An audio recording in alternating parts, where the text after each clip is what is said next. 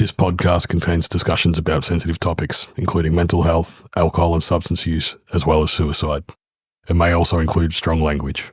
The viewpoints expressed by guests do not necessarily reflect the opinions of the hosts. Listener discretion is advised. If you or someone you know needs support, please reach out to a trusted professional or a helpline. Welcome to Twist the Throttle, the podcast where we crank open the throttle on life's toughest rides. From mental health struggles to life on two wheels. We're here to have real, raw, unscripted conversations that break the stigma and help you navigate the road ahead. So grab your helmet, hit the road with us, and remember, it's still okay to pump the brakes. Together, we're shifting gears on mental health. Here's your hosts, Ambo and the Prez. Well, welcome back, listeners. Another week has passed, and it's time to twist the throttle and get on board with our new guest, Kai. Kai from the Southern Brotherhood, welcome to the show, mate. No, thanks for having me, guys. No problem. So you are the president, founder of Southern Brotherhood, yep. the club out of Melton in Victoria. Similar goals to our club that we've talked about already. Yeah. We've had a bit of a chat before we come on today, so just relax, get into it, we'll be all good. We always kick the show off with a bit of an icebreaker, mate. What bike do you ride? V-Star 650. Yeah, good reliable bikes. I had one, loved it. Yeah. Could not kill that thing with a tank, I reckon. They're super reliable. I think that's what the thing I've held on to it for. So Fairly easy to work on. Customise the shit out of it. not crazy at the moment, but I'm just going through some stuff at the moment, trying to do little bits and pieces and stuff like that. I think So your partner's got the same bike. she does, yeah. Hers is all bobbed down. Yeah, I've seen hers. Her looks a bit better than mine, I think. If money was no object, what would be your dream bike? Probably just a fat boy. Yeah, that's what I want to upgrade to. Yeah. I think I've come to that point because I've had that V-Star for... Go for a ride, mate. I'm not a big fan of the fat Really? boys, to be honest. Yeah, same thing. It's like I've never actually ridden a bike that felt like it was fighting against you. Okay. Yeah. I've heard that about like the breakouts. Yeah, breakouts are a bit different. I'm on a Softail Deluxe. It's probably the nicest bike. Bit better. Yeah, I went to... Not shitting on your dream, but I always By wanted all a fat boy. means, I go. wanted a fat boy as well, and Yeah. same thing. I went to Harley Heaven. That was the first bike I rode, Yeah. and took it straight down through the city, and I got onto the big sweeping bend heading towards the Westgate Bridge, and I was into it, Yeah. and I just wanted to drift across 3 lanes of Okay, traffic. shit, yeah. It turns like a boat. I think it's just because it's so iconic. I mean, Definitely. I think looks that first scene, that scene from Terminator 2 still sticks with me with Yeah, the that's the cool. fat boy coming off the bridge. I'm like, fuck, that's a bike right there. So what got you into riding? My brother. So he rides and he'd gotten his bike and had it at the time. And thankfully I was in a good place because I've rode dirt bikes and stuff as a kid, and life took me in a different direction where hobbies weren't a priority. So I'd sort of gotten, cleaned my life up a little bit, and he'd started riding, and I'm like, yeah, I want to do that. Yeah, I mean, that seems awesome. So that's why I got the V-Star going on about 8-9 years ago now. Yeah, no. And the V-Star looked more like a Harley than the Harley did, like the Street 500. So I'm like, oh, look, I'm a big guy, so I need a big bike, and that was a perfect fit for me. So I had the same thought process to get mine. I'm like, I sat on a Harley and I was like, the street's like, oh, it's nice. Yeah. It's not quite what I'm after. surprising for Harley, they don't have a good entry bike, The new ones are even worse. I've seen, yeah. The Benellis, they're not even Yeah. bloody Harleys. Harley don't even build them. They've just rebadged them. But I think I'm due for an upgrade, I think. Riding with a big group in the clubs and stuff like that, it's like, yeah, you need something a little bit more power. But that's all right. It's got a bit So of it's a good torque to it. progression coming from dirt to road. So you started young. Oh, yeah, I only just messed around a little bit. Like, I didn't always have a dirt bike and stuff, so, using a thumbster or something, but a bit of fun, so it was just, So we said transition. your Mrs. Mel rides as well. She does. Did you get her into bikes? Did you meet through bikes? Like, what's the go there? Like, We've been together a long time. Yeah, we've been together over 20 years. Oh, So, good. but I got her into bikes. Yeah. I remember the first ride I took her on. I had the pillion seat, no backrest. Yeah. She's like, Danny in the street's like, get the fuck off this bike. yeah, I can't do it, right? Not happy. Can't do it. So I put the backrest on, and that changed the game for her quite a lot. Perfect. And it just got in her blood. It really did. Like, I could never see her not riding. So she was a pillion for a while. She was my backpack and stuff. Yeah. And then as quickly as she could, she transitioned to her own bike. And we give her shit because her first bike was a little 125. I think it was CBR or something like that. So bicycle tyres. Yeah, a whole inch of rubber on the road. Yeah, it was a funny story because we went down to Greendale pub one day. We all read there as a group. I'm like, oh, we'll swap bikes for a bit of fun on the way back. So I was leading the group on her little CBR 125. And she was on my V-Star and stuff. So And then now she's got a V-Star. now she's got one as well. So She's like, yep, that's what it's supposed to be. yeah, she's got her own independence. She doesn't need me anymore. What type of riding do you like doing? A long distance?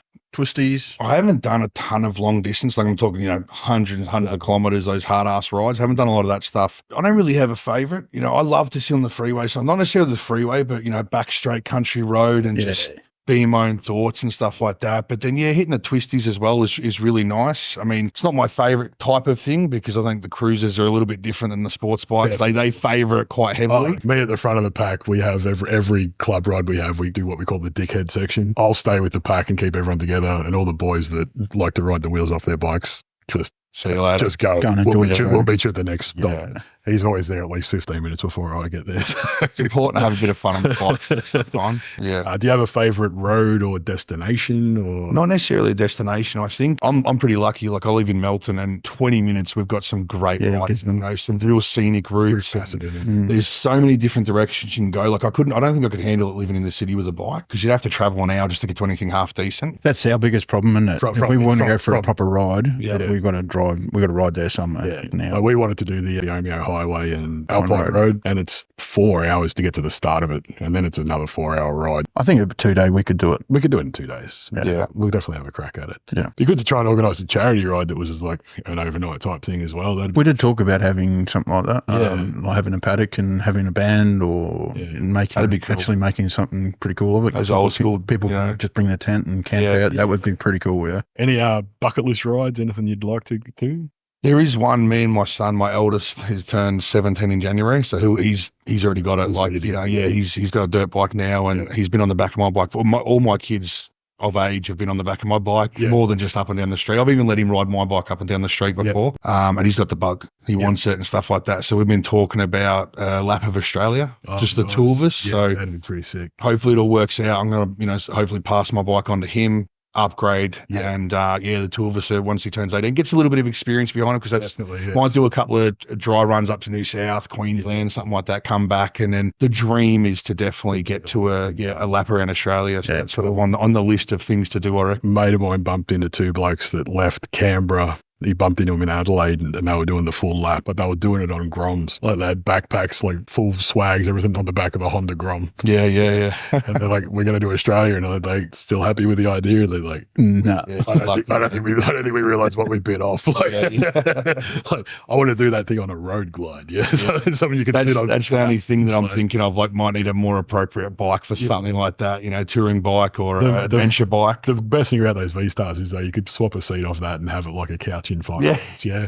Decent backrest and you can fall asleep on it. So has the bike community been a source of support for you?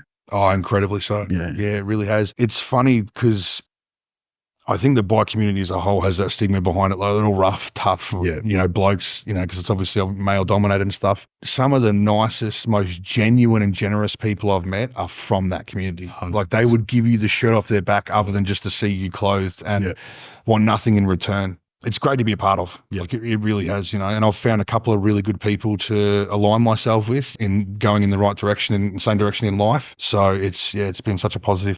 We had the discussion. You went out and did a couple of trying to join ride groups and get out there and like just couldn't find that little thing you were looking for. Like I had the same feeling and started my club. You've started your club. Yeah. What's your overall vision for the Southern Brotherhood? On a personal level, I'd always be chasing a real brotherhood, something that I could fall on and rely on throughout my years in life. And through my life, I haven't always made the right decisions and been associated with the right crowd. So I start to lose faith a little bit in people in general. And you realise the value of those good people. You do. It really highlights when you find someone good in your life, they're worth holding on to, they're worth fighting for. Personally, for me, obviously there's a big, an umbrella effect for the club. I think personally for me, I really just wanted a family around me. I've got, big family and stuff. I don't talk to them all and, as you do with family and stuff. So I wanted a brotherhood. I mean, it's pretty much why it's in the name as well. So I wanted to really be specific about what the club was and what will sort of drive it. And obviously we've got a woman member and open to females. So you get your family involved with the club as well? Heavily. So, you know what I mean? Like sometimes the kids will be on the back of my bike. We'll go on rides together. Every barbecue we have, they're always there running around. And we just did a really great Christmas barbecue up at a local park. Yeah, the vice president dressed up as Santa and the kids loved it. It's hard to get it past some of my kids. My youngest is 5 and he goes, that sounds like Bullet. Yeah. He's wearing a Santa costume and stuff, so he couldn't pull the wool over his eyes. It's like, I know that bike too. I think it's good for the kids. They all get to hang out with one another as well and have friends outside of school. Yeah, and it's great for them, Yeah, it's good that the kids all grow up together and have friends outside of family as well. Yeah, and that's what I wanted to be sort of emphasize on the family side of things too, because I've got a lot of kids. They're always running around, and so how many kids you got? 6. Jeez, yeah. TV didn't work. Yeah, no TV. Yeah, I've heard that one a few times. But so it's important because obviously, I've heard you guys talk about juggling, riding and life and stuff, and that was the biggest factor. Is like, how am I going to devote all this time to a club or to my passion, which I really love, and still incorporate my family into it. So that's why we do try and get them along as much as possible. Like, it is still, parent time as well. Yeah, I ride with my missus all the time, and it's our date night. Yeah, it's a time we get to spend together and stuff. But yeah, being family orientated was a really, really big thing for me. And again, I'm lucky I've found the guys that I have, and they've got that same vision with it too. I find it hard because I'm single. It's the kids wanting to both want to come. Yep. Yeah. Sidecar. Well, yeah. Not there yet. And not on the VFR. Maybe on the DR. Just see them up in the Yeah, but that is always a struggle. The kids always want to come. So it's good having people in the club as well. They can jump on chuck a kid on the back. Yeah. We spoke in the backyard before we started the podcast. You mentioned something that actually really resonated with me about people on bikes. Is like, it takes a certain type of person It does, yeah. to want to ride a bike in the first place, and then finding that brotherhood in that community. Yeah. There are a lot of different personalities out there.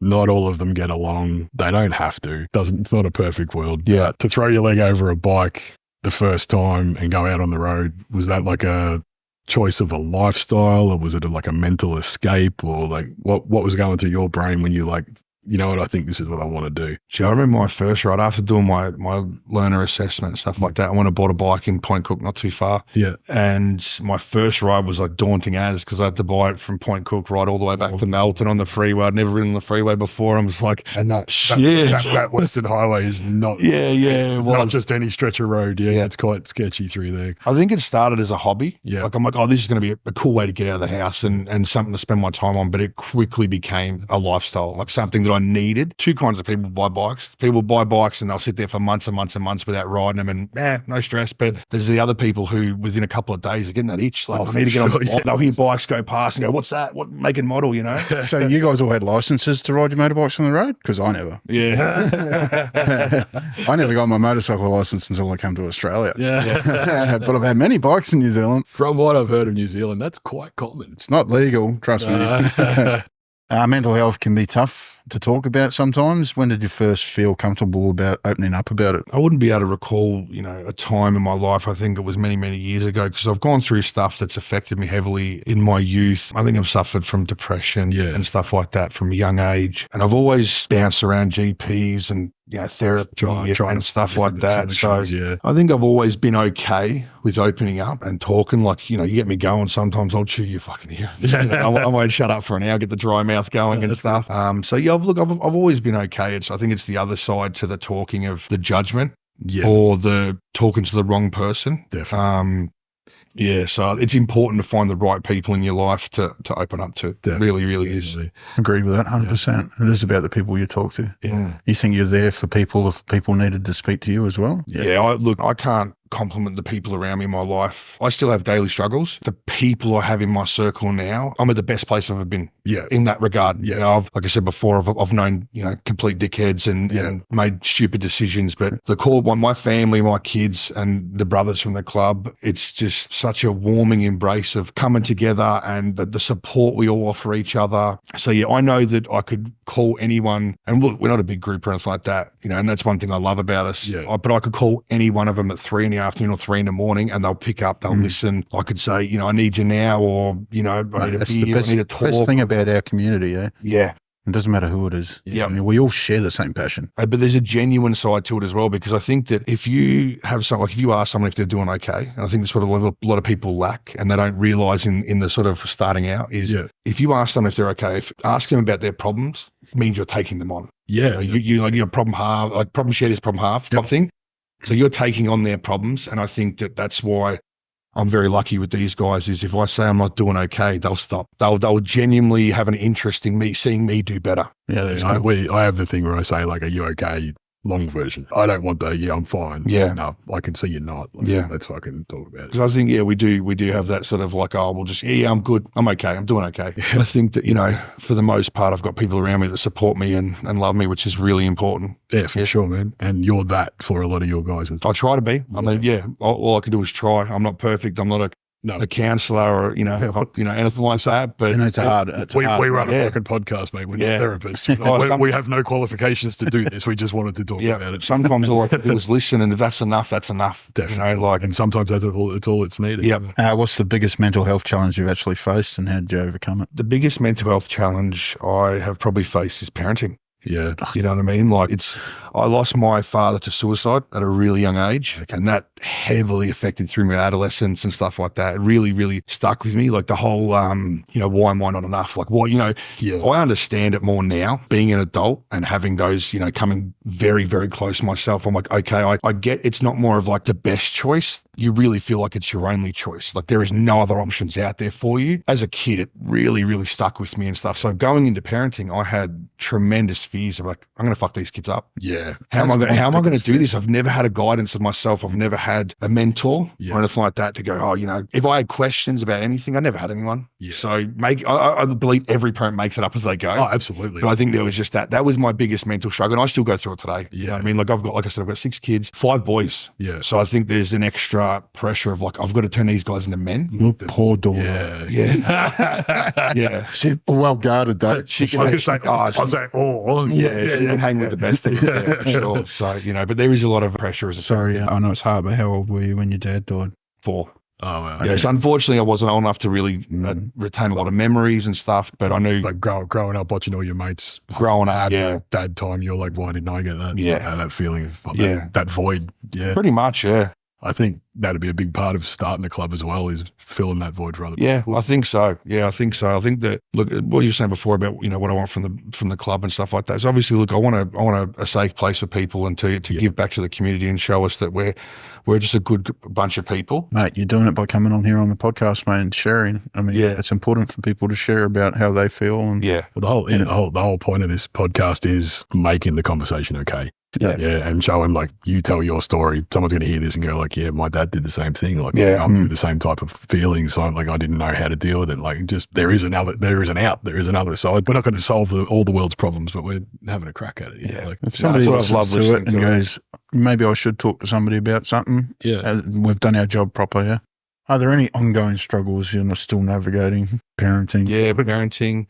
Some of the doubt as well. I think we all go there. A lot of that self-doubt. I mean, I've been a single dad. I've said it on previous episode. My biggest fear is that I'm doing something wrong that's going to fuck them up in the future. Yeah? Yep. I'm a good person. I don't do wrong deliberately. I've got a short temper at times, but I always tell my kids that I love them. I think that's important. I mean, I grew up in a family where my mum and dad worked a hell of a lot. Dad was ex-Navy. I think Ezzy asked me just the other night, when was the last time you hugged your dad? And going back as a kid, I don't really remember a lot of hugging going on. It's one thing I'm lucky with in my house as well, that we all love each other. Yeah. We tell each other daily, there's hugs, there's, kisses and stuff like that. Important. It's Yeah, I'm lucky. My daughter, she's at that age now where she's going through a bit of a rebellious stage. Yeah. But I have really good relationships with my kids, and there is definitely a lot of love there and stuff. I think the biggest success as a parent is your kids still want to talk to you.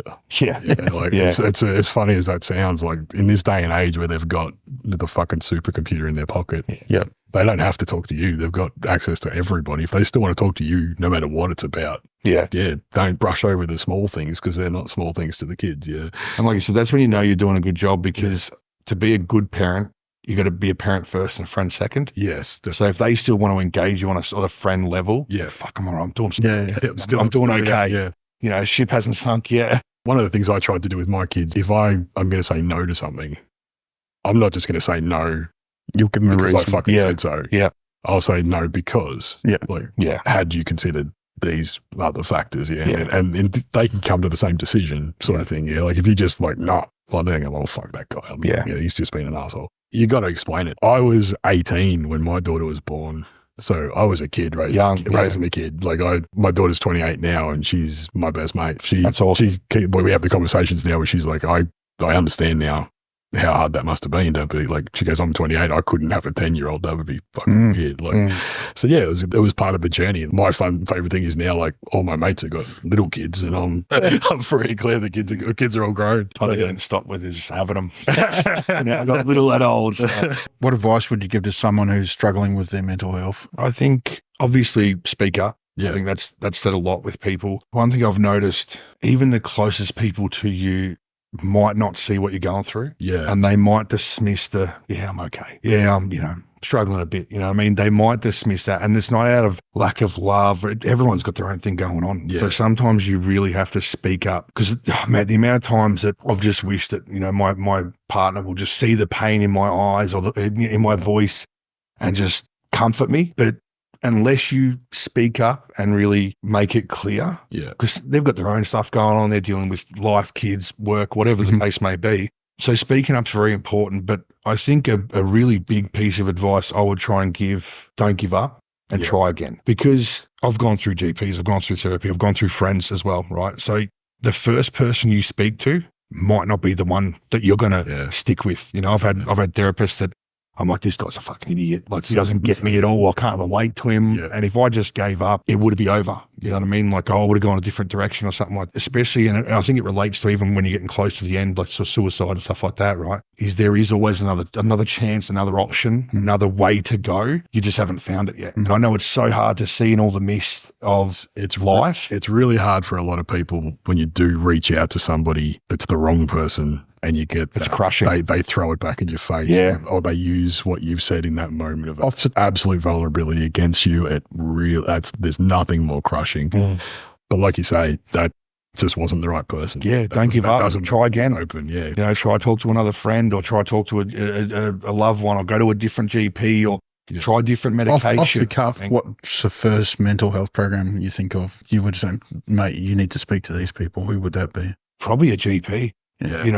I think in a way, when you say first, I'm like, what's the first step? And if you're really wanting professional help, I think that's probably unless you know of a psychologist or a psychiatrist or something like that, because usually it takes referrals and stuff like that. Because you've still got to end up at a GP. You've got to start that process at a GP. So if you've got one that is very thorough or you already relate to, that's awesome. I can't get into my therapist for a couple of weeks. Who would you speak to? Would you call up Men's Mental Health Line or Beyond Blue, or do you think of any? What's one that you could think of? See, I think that's. I'm just trying to point out. Yeah, it's important to know these things, to tell people this is what you can do. Like through my work, we've got a mental health program through our employer. There is a number we can call and speak to ESP. Yeah. But it's good to have that information. I think because you got to train yourself for those dark days. I've been there, and if somebody said, "Oh yeah, you need to go and see a GP and talk to your GP," I'd go, "Fuck off, fucking time for that shit." Yeah, I'll be right. GPs aren't what they used to be either. They're not. A lot of the super clinics and that, where you just like, bang, bang, bang, they're just there to, do you have a regular doctor? What script is, And it does seem like such a dismissive thing. Yeah. GP, what's he going to do for me?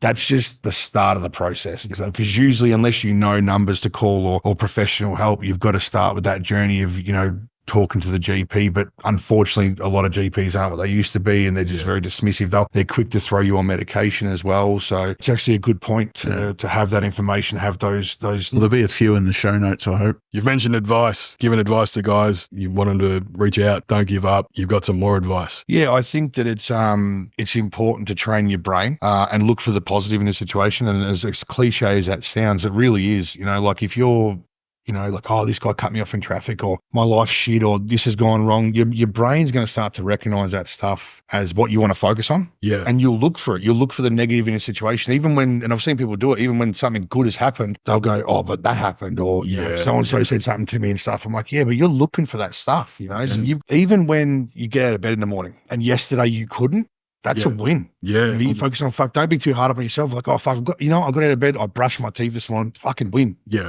Strike that up in the win column. And once you start to look for those kind of behaviors, your brain will start to focus on them, and it can snowball into a really healthy mindset. Yeah, definitely. Of instead of focusing on that negative, something bad happened that day, you'll even at the very least learn the lesson from it. Like, well, you know what? I'm not going to do that again. Yeah. Like instead of going, oh, fucking my life sucks. And look what happened to me. It's like, yeah, it did. But you know what? crying about it. It's not going to make it better. It's not going to change it. Yeah. So if you can actually learn Let's a fix lesson, even in the worst times, will contribute to a really healthy mindset. Because I think there's two sides, and look, this is for me personally. I think there's two sides to the mental health coin, so to speak, right? And this is how I phrase it. There's the healthy mindset and the healthy behavior. Yeah. Right? And you can't have one without the other, because I could be healthy, like I could be mentally strong and going, yeah, I've got this and stuff. If I'm sitting at home fucking being alone and not connecting with friends, not going to the gym and stuff like that, I'm going to slip back into that darkness. Yeah, of course. And the other way, if I'm going to the gym and see my friends, but I'm not mentally strong, going home and just feeling miserable. It's cursing guys out on the road on the way there back. They really go hand in hand. I think it's important for people to focus on both of them equally. Yeah. Because people go, to feel better, you just got to go out there and, make some friends and stuff like that. It's like, but you got to, love yourself. Yeah, you got to work on yourself as well. Be your own best mate. You really do. Yeah. You've got to, find happiness in yourself before you can find happiness in anyone else. Because if you do go home and the curtains are drawn and you're alone and you fucking hate yourself, you're not going to be able to, give the best version to anyone else. Yeah. Yeah, I had a mate reach out to me through the week this week who's going through a bit of shit with, a reoccurring ex that won't leave him alone. So he said, everything's shit and the whole world's against me. And everything's really bad. And I'm like, mate, this morning someone woke up in a hospital bed.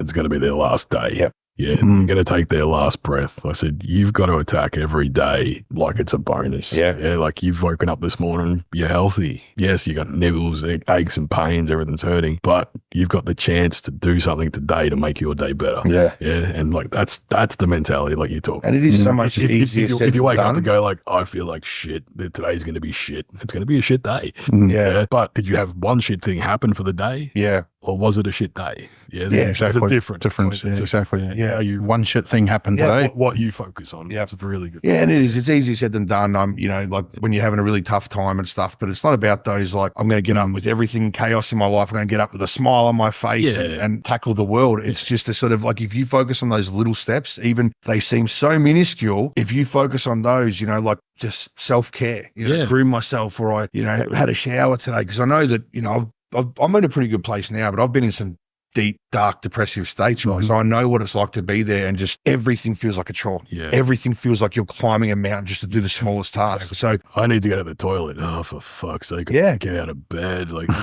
go to the fucking toilet. It's not that big a deal. Like, in hindsight, you look back at those situations, you're like, man, how down was I that day? I'm upset about that. Yeah, exactly. How big was the black dog sitting on me that day? Yeah, like, and you train yourself in the good times to get through the bad, because it's like mates, like everything, it's easy to be a mate, or it's easy to be there for someone when times are good. Yeah. When someone hits rock bottom, and that's when you find out truly what people are made of. And I think that I never wish hard times upon anyone. Absolutely. But fuck, they really show you who's there for you. They really do, because a lot of people are scattered to the wind when you've hit rock bottom. Yeah. It's a matter of getting yourself prepared while you're good. I feel great today, but all right, well, prep yourself for tomorrow, because it might not be so good. And you don't, we're not telling you to bounce out of bed and fucking smile. No, you stub your toe, like, everything's still great. Like, it's not the house is burning down around you.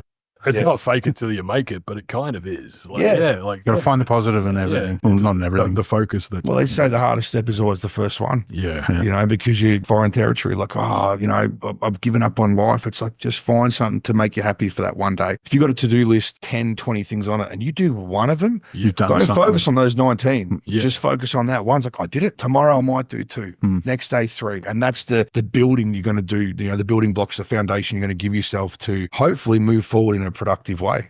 My 2 biggest mental health tools are my motorbike and a shower. I can completely change my whole outlook on life just by jumping in the shower. I can wake up in the morning and be like, this is the worst freaking I've ever felt. Jump in the shower. I'm like, that's better. Cold shower do that. Yeah. It's brutal. I hate it, but I've been so down on myself sometimes, and I'm just like, towards the end of the shower, I will flick that hot oil. Same. Give yourself 10, 20 seconds, and it's just like you gasp for breath. I've got to ease into it. I can't. No cold plunge and shit.